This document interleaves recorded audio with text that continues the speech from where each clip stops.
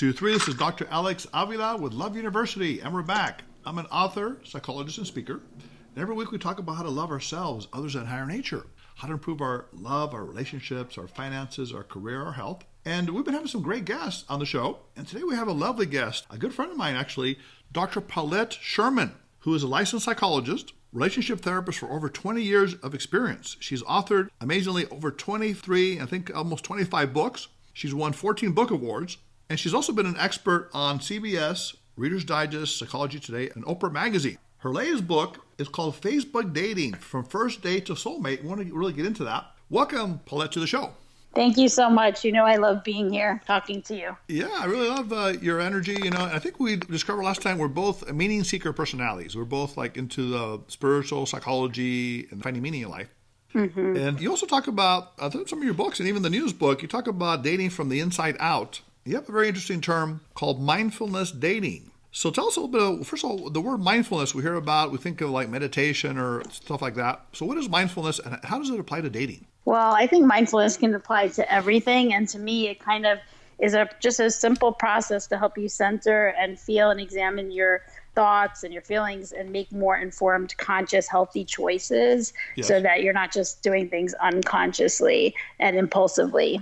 And that was one of the things that in this context that really drew me to the Facebook dating idea anyway, because their tagline was that it was going to be about mindful, meaningful relationships. Yeah, that sounds interesting. So the word mindfulness, so are we talking about sitting there and breathing in and out and being aware of things? Give me an example of mindfulness. Sure. I mean, it doesn't have to be the breathing in and out. I do include mindfulness exercises throughout the books, and I think it is really helpful, at least for myself and my clients, to breathe deeply because you get out of your fight and flight nervous system, which is the impulsive one where you feel like there's a tiger in the room and it's based on fear. Yes. And when you breathe deeply, you go into your relaxed nervous system where you kind of get more in touch with your wiser self. Yes. And you get more grounded and you kind of put that, what I like to say is an inner pause, so that you can kind of reflect before you act. And that's what being mindful is. It's not, again, being impulsive, going on automatic old patterns or your fears. It's actually coming back to a place of centeredness and love and then making a conscious choice that will serve you. I like that inner pause. I like that term, is slowing down a little bit, because we live in such a fast society. You know, everyone's rushing around, especially in big cities and traffic and on the cell phones and everything. So taking that little pause. And you mentioned that research shows that people with mindfulness have more happiness, self-esteem, more optimistic. You even say that women are more attracted to men high in mindfulness, that they're seen as being more curious, open, and not judgmental. I'm laughing because I'm even thinking married people too. Like, who doesn't want a spouse or even in a long-term relationship, a partner who's mindful, right? Exactly. Who listens, who's present. Yes, exactly. Yeah. What happens if you have, I call them the mini seeker kind of men and women who love philosophy, spirituality, and all that. But what if you get a gentleman or women that are not really into that? They're say, well, I'm a very practical person. I'm a security seeker. I'm a excitement seeker. I just want to have fun in relationships. So what do you say to those folks in terms of mindfulness? Well, first of all, you could be mindful that you're picking people like you, right? I mean, you would know about that because you pair people off based on their characteristics and how they go together or don't go together, right? Yeah. So if you're not mindful, and let's say that you had a mother that was, I don't know, a meaning seeker or something like that, and so unconsciously that's what you're attracted to, and you keep picking that person again and again, and then they don't go with you, right? Or you want, like I've had clients that say, I really don't want kids, and I feel guilty because my family wants me to have kids and wants me to get married, but really I want to sleep till 10 and see the person twice a week and have someone who travels. So they have to get clear what they do want, not just, or they'll be caught in a conflict about what they don't want and repeat the same thing over and over again, right? So I guess my longer term answer to that is, if you become mindful of who you really are and accepting of that from a place of love and not fear, then you can attract that back. Yeah, because the word awareness comes to mind. I think we use the word awareness, or being consciously knowledgeable about what's going on in terms of your dating choices, I guess relationship choices. But why, Paulette, wouldn't people be aware? Is there something that makes us hypnotized, or do we fall asleep in life psychologically in our daily life and in terms of relationships? What's going on with that? I do think that. I don't know what you think, but I find that people almost go hypnotic. We are entrained at a certain age to do certain patterns based on what we've seen our family do and based on what we've done over and over again. And so we don't even realize we're doing it. And that's what habits are. They become unconscious. And basically, a lot of people say habits are the building blocks for our entire lives. And so we have love habits as well, right? In terms of our types and what we do. Yes. And our defensive style. And we do them over and over again. And we're not awake to that. And that was what my first book was largely about was kind of seeing what doesn't work, getting that out of the way, becoming conscious of what you do want, and then actually putting that into action. So that was a long time ago. That was my first book. But I feel like I'm also trying to do that in my own way in this book, because one of the things that drew me theoretically, as I said, to Facebook dating, as opposed to the other apps, is it's not just swiping, it's not hooking up, it's about long-term meaningful relationships. And they built it from the ground up with mindfulness, in the sense that what is it that wasn't working for people? They did a survey. What is it people need? And then how can people date consciously across the different barriers? Yeah, so I definitely want to get into Facebook dating. Now, the first part of your book does talk about mindfulness, and also throughout the book. And I'm really interested in that because you talk about the idea of making dating painless without judgment or attachment. And you even mentioned the Eastern philosophy approach of that. So the idea of not being attached to things, for example, someone doesn't return your text or, on a dating app or whatever it is, you don't feel bad about it. So how do we do that? Because human beings, we are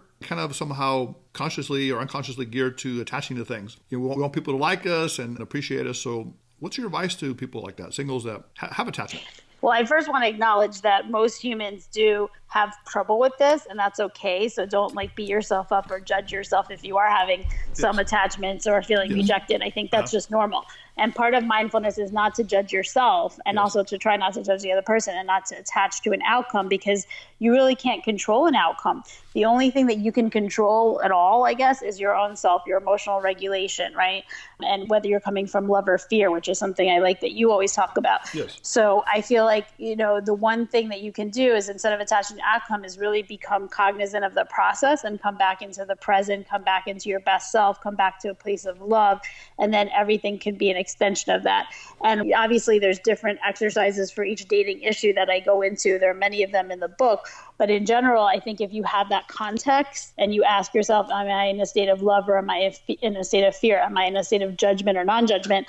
Then you can see if you're judging yourself because you're rejecting yourself in the process, if you're jealous because somebody's dating someone else and you're making yourself less than, right? And then you can recognize that as just a thought or a story. And I talk about that, and you can kind of breathe into it and let it go and come back to, where is this coming from? What story am I making up? Does that really make sense? How can I come back to loving myself and doing what will help me now?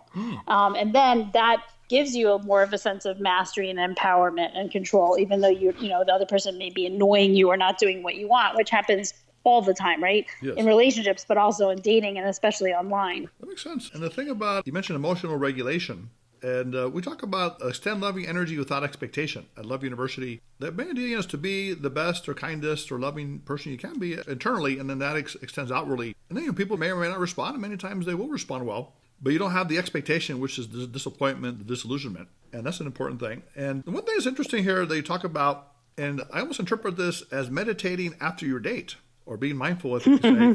So that's interesting. So let's say you had a horrible date and it turned out terrible. You might even take blame for it. So how do you meditate after a date? Yeah, it's important to meditate maybe even before a date or after a date. Either one could be really good. So afterwards, you could do it the same way that you do before. I don't know if you remember, but I wrote a book called The Book of Sacred Baths, and in it I have several couples baths, but I also have some date baths, some date rituals. Wow. And you can wash away your ex with Epsom salt and these beautiful essential oils that seem to change your mood. They've done some research on it. And you can meditate and say, what are the limiting beliefs, right, that I'm having right now? And can I wash them down the drain, right? So it's actually like a physical and emotional hygiene ritual. I like that. In my book, to kind of video, put it I have them behind write you. it on a piece of paper, and then they light it up, but that could be a fire hazard. So I think I like it. Oh, yeah, I like that too. Well, I have a Reiki teacher named Raven who takes this bucket everywhere. It's like this steel, and she'll take it to Central Park and everyone puts their wishes in and then she burns it and there's never a fire. So if you get something like that. Okay, that's kind of cool. So that's kind of cool. Yeah. So basically getting rid of the bad energy in a spiritual way is good. You also mentioned things like, what did I learn on the date? Being non-judgmental, and also having gratitude. So gratitude is a great emotion. We know this in positive psychology, and I wrote the book, The Three Secrets of Happiness. We talk about gratitude. Is basically the idea that the good that comes to you comes from outside you, and we have this great appreciation for that. So how can you be grateful for a lousy date, though? Let's say they're cheap or something happened bad. Yeah. Well, that's funny because I remember I was coming up with article topics for my very first book, the one Dating from the Inside Out. And one of the articles, I haven't read it in a long time, was something like now I'm going to forget the title, but it was a good title. It was basically like, how do you benefit from a lousy date? Basically what you're saying. Oh, okay. And I came up with like 10 or 12 ways. And the reason is that I really do see still dating as a transformative journey. So it's not just finding your spouse. It's like, what do you learn along the way about yourself to better prepare you to attract that back? Right. So, so if you do have a lousy date and you're able to use mindfulness, you can say, like, what did I learn from that? Because what you don't want helps you get more clear about, number one, what you do want. And I see that all the time. So you can go through those people much more quickly. If you continue to pick narcissists over and over again, you can catch it really quickly and then find somebody who's going to be there for you and that kind of thing. So that's one huge way. But also just to see your triggers, because people are mirrors for us. So, if somebody's triggering you because they're a different religion or because, they're the wrong height or whatever it is, it doesn't mean you have to change that, but you can then look at it and say, is that something I want to continue? And then when the next person comes along, they may be the perfect match for you and you would have rejected them before. In Judaism, they call that a temi. Like, you're learning along the way and there are these people you're supposed to meet before your soulmate to help you get ready. Ah, interesting. And let's talk about trusting your inner wisdom. Now, I use the word hara, which is a martial arts term, the 2 inches below your navel, the center of power, intuition, where a lot of people don't do that. They don't really trust their hara, their intuition, or their gut for dating or relationships. What do you think that is? Why do people ignore their gut and they just make maybe wrong choices? Well, that's a really good question. I think a lot of people, number one, ignore their gut because they're so in their head. And I had this as well. I don't know about you, but like when you've been in academia or you're in business or things like that, you're taught so much to always do something logical, and it may compete with something that's more intuitive or even from your higher self. And so I had to kind of unlearn that. And also when you're in the fight or flight mode and you're sort of more in action, you don't slow down enough to always hear that guidance. So I think it requires you to tune into your body and to that part of yourself, which mindfulness can help. Okay, that's kind of cool. But you live is it New York City or you live in some place, or is it a rural area? I forgot where you told me. So I live in, it's sort of New York City proper, but I live near the beach. So I'm actually like 45 minutes to an hour outside on the subway. So you can get into your relaxed hara, your intuition out there, right? In the beautiful place. Well, today is actually like the Jewish holiday, the New Year. And it's nice that I'm talking to you because you're so spiritual. So I feel like that's part of it. But I did take a walk and I did my ritual by the beach. So I'm lucky to have that option. Yeah, definitely. Now, Paulette, the interesting thing about here is you're writing a book, or actually you published a book. It's called Facebook Dating. And Facebook, as we know, has 2 billion people daily. I think you said it's 80%, almost 80% college graduates, 200 million singles. And they have a new dating application or a new approach to dating on Facebook. And you said they match people up based on mutual interest, friends or friends. There are Facebook events. Also, if you break up with someone, there's a way to eliminate or cut down on their fees or something like that. Yes. And so a lot of stuff going on. So tell us about this. What is this whole Facebook dating thing? So Facebook, as you know, not everybody, but many people are on it anyway, and they're very familiar with it. So the first thing is there's like less of a barrier to even get on it, especially if you're older or things like that, because you're already familiar with it. Yes. And plus you don't have the stigma of like having to pay because you're already on it anyway. Yes. There is, some negatives to people's association right now to Facebook. If you look it up, there's tons of negative articles about Facebook dating because of the privacy issues.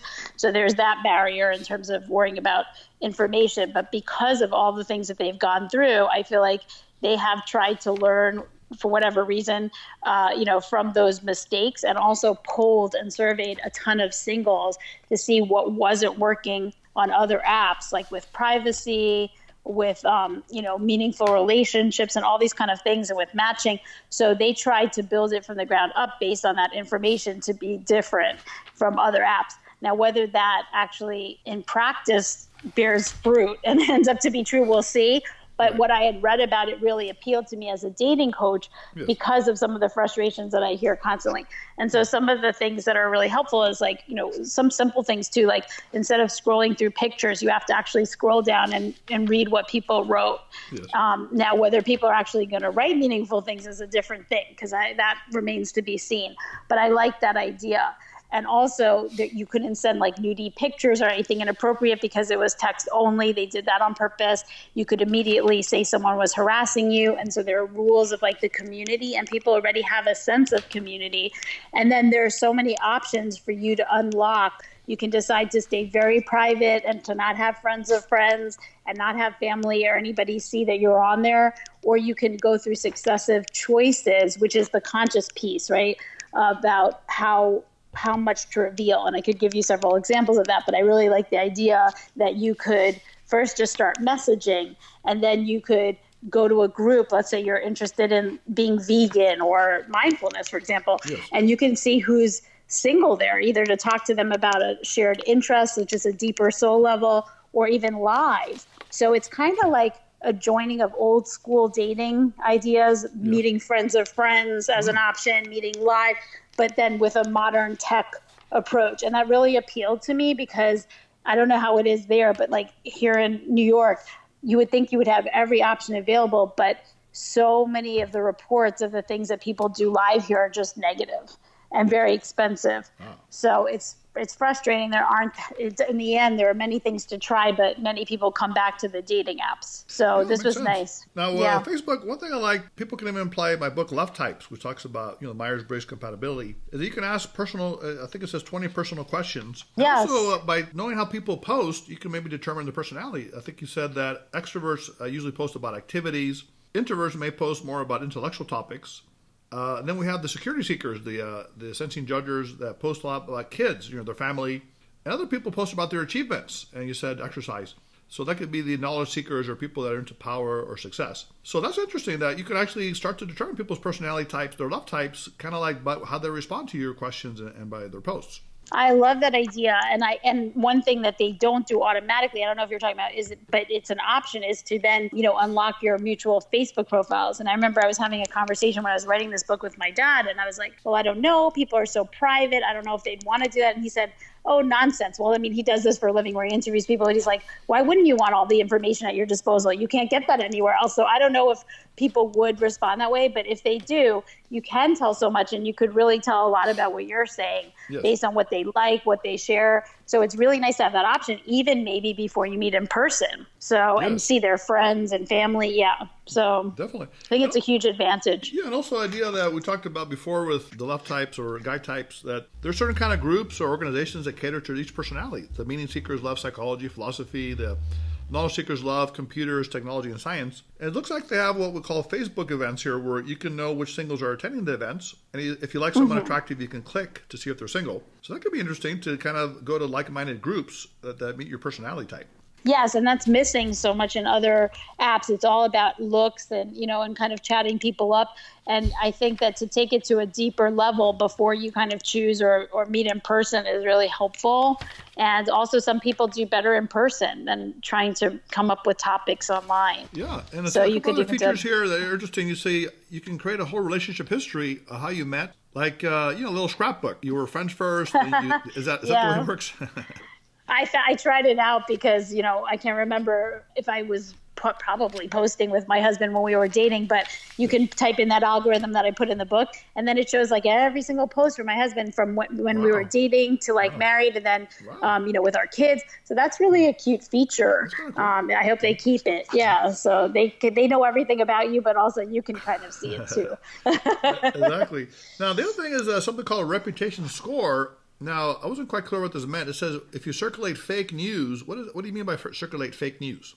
Well, there's a whole thing before, and this is separate from Facebook dating per se, but that, there was a lot of news posts going on, and people were saying, I don't know if it was because it was paid that it would come into your feed. Oh. And then with everything that's happened with Facebook before, they've had to be more careful about that. I don't know what their exact algorithm or what they're doing now, but it seems like a lot of things have changed since they've gotten in trouble. So is it like posting an ad like, I want to sell sneakers on your site or something? Is that what you call a fake ad? Well, that's not what I meant. No, I don't know if that's a fake ad too, but it's more like fake news. You know how those news feeds where people report things that weren't necessarily true or from a different angle. Yeah, that was happening a lot politically before. Okay. And you would start to see it and believe it. And people say, oh, no, that's fake news.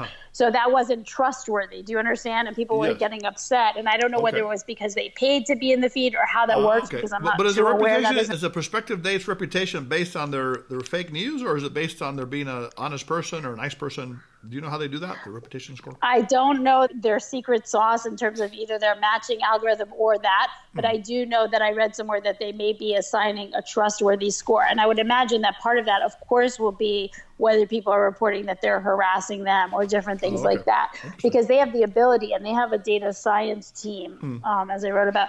So I think that in that way, it'll be much more, I would imagine, more robust than other sites. I see. Now, the other thing is, I work a lot with introvert or shy people. I wrote a book, The Gift of Shyness. And the idea is hard for people to really admit that they like someone. So the secret crush, it looks like it's an idea. How does that work? Let's say you really have a crush on someone. I know. I think it's really funny. It's like a high school thing, right? I mean, instead of just kind of stepping up and telling someone you like them. But at the same time, I think it probably will appeal not only to shy people, but just to anybody who is very afraid of hearing no or saving face, or has low self-esteem or anything like that. Right. Because basically you can take 9 people, and I don't even think they have to be your really good friends, but just people that you've had a crush on. And in real life, if you told a friend and then a friend, you would still, maybe you would know they know, even if it didn't come back to you directly, right? Yes. But here, you can list them on a list, and if they don't have a secret crush list at all, they'll never.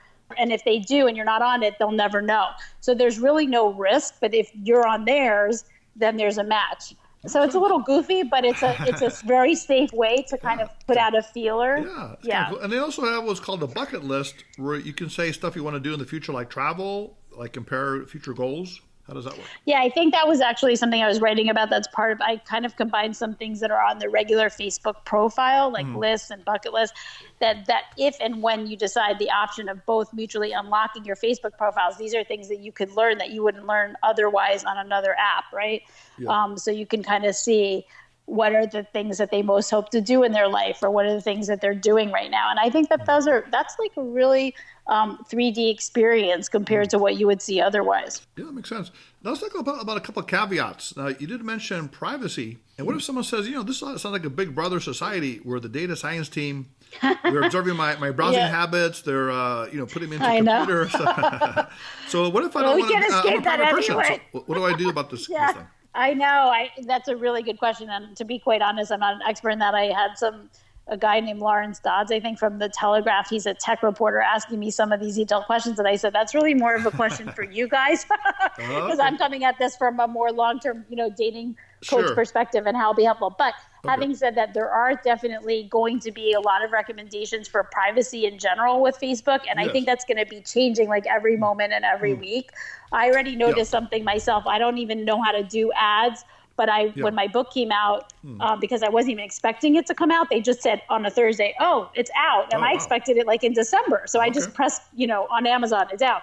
Anyway, so I was trying to post an ad, and all of a sudden I couldn't place an ad. Maybe this is too much information, but, you couldn't pick females at this age. But it's so changed. And I mean, maybe I didn't see it in increments because I don't do this stuff regularly, but it was a big change. So I think it's going to be constantly changing what they're allowed to do now, and the privacy. They have to, if they want people to trust them, and they know this even from a marketing perspective, they're going to have to be a lot more careful. However, having said that, I was on another show, and the guy said, well, just be careful. Don't say anything online that you wouldn't want to be out there. And when you think about it, a lot of times on average, people just exchange messages like 3 times, then they meet up, right? Yes. So it's not like, I don't know, you're exchanging your whole life story. But the problem really is beyond that, because people are going on here 35 minutes a day anyway and writing everything and sharing everything. So it's become, again, a habit and unconscious. Right. So it is very probable that people are going to stay on there and share just because it's convenient and they're doing it already. Makes sense. So the other issue could be, what if someone says, hey, I'm a little old school. This sounds kind of mechanical to me, having to put all this information and this stuff. Why don't we just, go to the church picnic or something, or, go meet someone, the usual place. That's probably what the priests are saying, right? Well, I mean, I personally am very spiritual, so I would love to meet somebody maybe in synagogue, but in actuality, and maybe this is me, I don't go regularly. I'm sure there are a lot of people who do go regularly, who do meet people that way. Now, wait a minute, Paul, are you married or single? Oh yeah, I'm married. I have 2 kids. Yeah. Oh, okay. But I'm just saying, and I didn't meet my husband that way. I met him at work. He's a therapist. You're gonna make him jealous if you say that. No. I'm just saying hypothetically. Well, actually, it's funny because I may have. Yeah. No, it's funny because I am married, and so I probably can't make my own profile on Facebook dating, which I'd like to do. I might do that and just say I'm an author. That's a question. Okay. Anyway, but what I was going to say, what I'm suggesting is that I don't know the percentage of people, young people, let's say, who are looking for somebody that go regularly to church. If they do, I think it's a great idea. Sure. I think some synagogues and churches do have groups for singles. I know they used to. Exactly. And there are also sites that are more spiritual, religious in nature, where maybe people might be more spiritual and serious minded, so that there's an online version of that too. So I think all of that is a great idea. I just know that in actuality, when I suggest it to people, I don't get too many bites. I don't know about you, but because people may not want to do that. Either too a little lazy, or they have no time. Why do they want to meet so quickly and easily through the computer? I do think that people are a lot lazier. I wrote an article a long time ago called Dating in a Seinfeld Generation. Yes.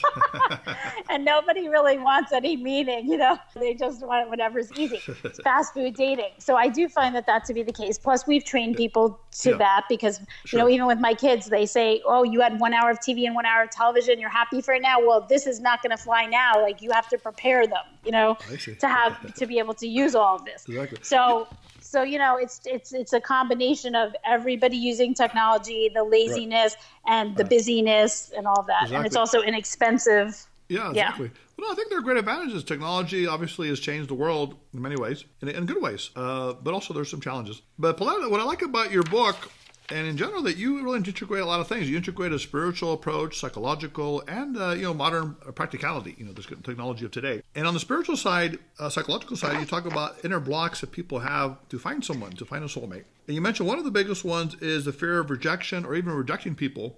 And your solution is loving kindness meditation, which is actually a very fascinating thing where you extend love to others. How does that work? Let's say you're feeling rejected right now on a someone you really liked on the platform. And then what do you do? How do you do loving kindness meditation? Well, a loving kindness, sometimes they call it a meta meditation, is to change the focus from, oh, woe is me, what's wrong with me, or I'm angry at the other person, to extending that we're all one, and to imagining that person, and then just practicing sending yourself love, first of all, so that because if you're wounded and hurt, right, you need to fill up with that love so that you feel better and then can extend it. And then also imagining that person and wishing them loving kindness. And you don't have to actually talk to them to do that. It can be an easy thing that you do in quiet and no one has to know. Yeah, makes sense. And you also talk about this at Love University, loving yourself, others, and a higher nature. But you talk about self-love, not in an egotistical way, but in a self-compassionate way. And you talk about writing things that you're good at, cheerleading your highest good, and even a dating mantra saying, I am lovable. Why is that important to have self-love first before you go out in the dating world?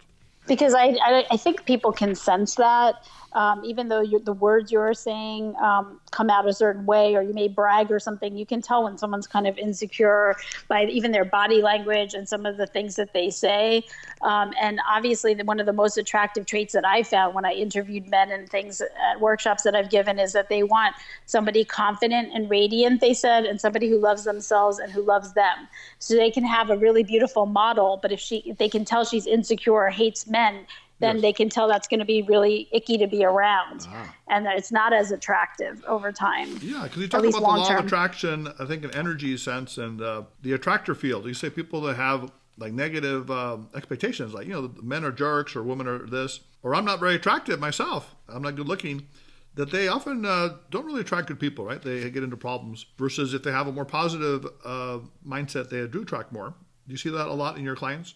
Absolutely. And sometimes it's not even about, the actions of what they wear and where they go and how often they're going out. Sometimes it can be that, but more often it's getting them ready inside, and then they can take the same action and get totally different results if they're aligned with what they want, because other people aren't going to really buy it if you don't. Exactly. Now, you talk about the lower and the higher self, and I talk about invincible mind and self-defeating mind. But it's similar because you're saying that we have to generate positivity within ourselves first, our own love, our own self-belief, and then that transmits outwardly and attracts people to us. Now, one thing that is also interesting is you talk about other people's blocks to love or other people's responses in the dating world, and you have like a lot of code here. I guess maybe you can help me with the terminology, because there's a lot of these new terms.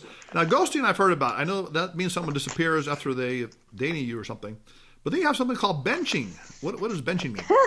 Isn't it like athletics, right? Yeah. Where they string you along yeah. and they say that you'll do something and then they don't ever do it. Ah. So you're kind of like put on the bench, right? You're like, in case I need you, then I'll pull you out when you're convenient, right? So why is that? Is it otherwise because you can just sit there. Are they just too shy, or they just want some attention? They don't want to get involved with you and waste time? Or what is their motivation? I think it's that they're very selfish, right? It's that they maybe something is more shiny and interesting, a star player over there, and you're just somebody that, if I need someone or they get hurt or they're not available and I need someone on my arm, then you come. You're like a second, third string. Third string? Wow. Sports analogies now. We're getting into baseball. Well, I know nothing about sports, literally nothing, except for gymnastics, maybe. Okay. That'd be like somersaulting away from you, right? They're somersault away. Yeah. Now, the other thing, submarining. They suddenly vanish and reappear weeks later without apology or reason. What is that about? Yeah, so it's almost like they go underground and, you're used to them being there every day, and then it's like, poof, where are they? And then they come back. And Reggie, my producer, you're nodding your head here. Have you ever heard about submarining? Or have you had that experience? Well, I've heard of ghosting, but I like submarining. That makes sense. It's called. Makes sense? Yeah, actually, makes that too. Yeah, Reggie's a young man in the dating world. He has a lot of success, so I think he's encountered some of these things. Oh, absolutely. How about the idea of phubbing, where you pay more attention to your phone than your date? How does that work? Yeah, that seems to happen with both these days, unfortunately. I don't know who's raised these people. I guess it becomes habitual. And sometimes they'll say it's work-related, right, if it's like a workaholic or something. Okay. Or God forbid it's that they're getting other dates and responding to them while they're on a date. I guess that happens too. But sometimes it's just people don't even realize they're doing it.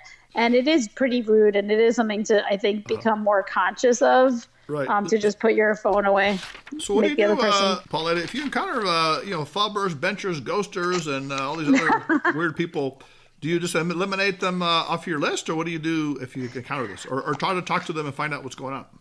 Well, I like what you said better. I thought you were going to say, so how long do you just stop dating? That's what I thought you were going to say, because in the research after a month, a lot of people just drop off, like So I think the thing is, again, not to reject yourself in the process and to realize that you just don't have to tolerate a lot of that behavior. Now, of course, sometimes it may take you a moment or, a quick minute to discern whether somebody's just late or something, their mom was sick or whatever. But if you see a pattern, then you could that's why I wrote about it, is you can become conscious of it, not blame yourself, and then just move on.